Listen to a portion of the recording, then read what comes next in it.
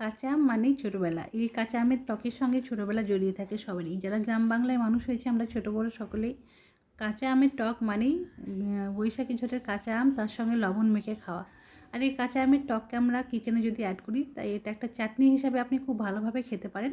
ছোটোবেলার সেই স্মৃতিটা এই চাটনির মধ্যে আপনি পেয়ে যাবেন। এইভাবে চাটনি করে খেলে আপনি ভাত, তরকারি বা যে কোনো রুটি সবজির সঙ্গে খেতে পারবেন, স্ন্যাক্সের সঙ্গেও। এই জন্য নিয়েছি আমি কাঁচা লঙ্কা, কাঁচা আম, রসুন, ধনেপাতা, পুদিনা পাতা, লবণ আর চিনি। আমি ভালো করে পরিষ্কার করে নিয়েছি রসুনটা, কাঁচা আমটা কেটে পরিষ্কার করে নিয়েছি। এরপর আমি একটা ব্লেন্ডার জার নিয়েছি। কাঁচা আমগুলো সবগুলো আমি ব্লেন্ড করে নেবো প্রথমে। খেয়াল রাখতে হবে পুদিনা পাতা, ধনেপাতা যেহেতু খুব নরম, এখানে কাঁচা আমটার সঙ্গে রসুনটা, লঙ্কাটা আমি আগে পিষে নেবো, কেন এটা যেন কোনোরকম দানা দানা ভাব না থাকে। আপনি চাইলে কমভাবে ক্র্যাশ করে নিতেও পারেন, কিন্তু এটা আগে করে নেবেন, কারণ এটা করলে মনে হয় টেস্টটা ভালো আসে। এরপর আমি সমস্ত কাঁচা আমগুলো ব্লেন্ডার জারে নিয়ে নেব। নিয়ে রসুনগুলো আর কাঁচা লঙ্কা যেগুলো নিয়েছি, আপনি চাইলে কম বেশি করতে পারেন ঝাল। আপনার যদি ঝাল খেতে বেশি ভালো লাগে, তারপরে আপনি কাঁচা লঙ্কা একটু বেশি দেবেন।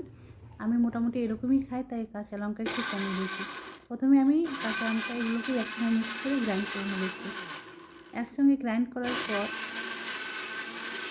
কিন্তু খেয়াল রাখতে হবে খুব যেন একদম শক্ত না হয়, কিন্তু এখানে কাঁচা আমটা আমার একটু নরম ছিল, তাহলে একটু নরম হয়ে গেছে। শক্ত হলে ভালো লাগে না, একটু যদি গোটা গোটা থাকে তাহলে কিন্তু এটা খেতে বেশি ভালো হয়। আপনি শিলপাটাতেও কিন্তু বেটে নিতে পারেন। শিলপাটার টেস্টটা কিন্তু অসাধারণ হয়। মিক্সার গ্রাইন্ডারের থেকে শিলপাটার যে চাটনি, সেটা কিন্তু অনেক ভালো হয় খেতে। দেখতে পাচ্ছেন খুব সুন্দরভাবে গ্রাইন্ড হয়ে গেছে। এরপর আমি পুদিনা পাতাগুলো, ধনে পাতাগুলোর মধ্যে দিয়ে নেবো। দেওয়ার আগে আমাকে ভালো করে এই পাতা দুটোকে ধুয়ে পরিষ্কার করে নিতে হবে, নাহলে কিন্তু এর মধ্যে কিছু থাকতে পারে। পরিষ্কার করে ঝেড়ে ওর মধ্যে দিয়ে, এর মধ্যে লবণ আর চিনি দিয়ে আবার আমি একসঙ্গে দিয়ে সবকে গ্রাইন্ড করে নেব। এক্ষেত্রে দেখবেন যেন আপনার নিচের দিকে গ্রাইন্ডারের যে ব্লেড থাকে, সেদিকে যেন পুদিনা পাতা আর ধনে পাতাগুলো থাকে, তাহলে কী হয়, ওগুলো ভালোভাবে গ্রাইন্ড হয়ে যায় ওপরে থাকে আমটা।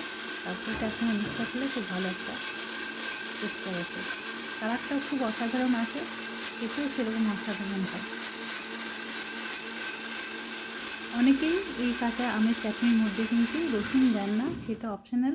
আপনি যদি না পছন্দ করেন বা আপনার যদি রসুনের স্মেলটা ভালো না লাগে, আপনি এটা স্কিপ করতে পারেন, এটা আপনার উপরে ডিপেন্ড করে। দেখতে পাচ্ছেন কত সুন্দর চাটনিটা হয়ে এসছে, কালারটাও কিন্তু অসাধারণ হয়েছে।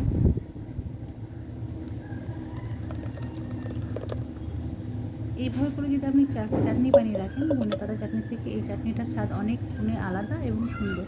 আপনি এইভাবে চাটনি করে রেখে দিয়ে এটাকে আপনি ফ্রিজে মোটামুটি 1 সপ্তাহের মতো রাখতে পারেন। যে কোনো ধরনের চাট বলেন, এই যে রমজান মাসে আপনি সন্ধ্যা ইফতারিতে চাট, বেগুনি, পেঁয়াজু বা সিঙ্গারা যে কোনো কিছুর সঙ্গে এই যে চাটনিটা যদি সার্ভ করেন, সকলে একটু অন্যরকম চাটনি পেয়ে কিন্তু খুব আনন্দিত হবে। ছোটোবেলার যে স্মৃতি একটু তার সবরই মনে হবে যে হ্যাঁ, সেই ছোটোবেলা আমের স্বাদটা পেয়েছি। আর এইগুলো না ভোলা যায় না। এই কিছু কিছু জিনিসকে মনে হয় আমাদের কিচেনের মধ্যে অ্যাড করা উচিত, যেগুলো হয়তো আমাদের আবেগের সঙ্গে জড়িয়ে আছে। তাই কাঁচা আম, কুল এগুলো আমি খুব পছন্দ করি। মনে হয় ম্যাক্সিমাম এই পছন্দ করে। আপনারা এভাবে করে খেয়ে দেখবেন।